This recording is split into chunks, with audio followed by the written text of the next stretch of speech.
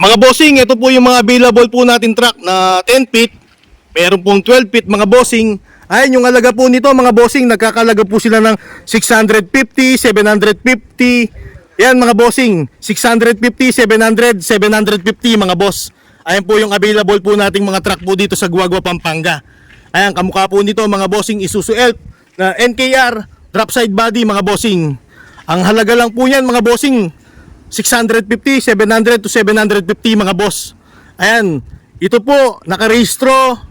Lahat po mga bossing naka-aircon po yan mga boss. Pag kukunin nyo po sa amin, running condition po mga bossing, naka-remap na po yan. Lahat po ng kailangan nyo pong ipagawa dyan mga bossing, ginawa na po namin. Kaya yung mga unit po namin dito mga bossing, wala na po kayong problema, sasakay na lang po kayo, gagamitin nyo na lang po sa negosyo nyo po mga bossing. Ito, ikutin ko. Ayan po yung drop side po na 10 feet body. Meron po kaming 12 feet, 14 feet, 16 feet.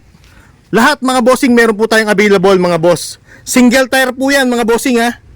Ayan, yung gustong bumili, mag-inquire, tumawag lang po kayo sa number ko mga bossing. Ayan, yung interested buyer mga boss, 650, 700 to 750 mga boss. Ikutin po natin. Ayan, meron po tayong drop side na Isuzu Elf NKR mga boss. Ito naman mga bossing, drop side. Pakita ko rin po, 10 feet din po ito mga bossing. Tignan nyo po kaganda yung mga unit po natin. Makikita nyo po yung mga unit natin mga bossing, fully recon po yan. Quality po yung gawa po natin dito mga bossing. Ang location po namin is Guagua, Pampanga mga boss.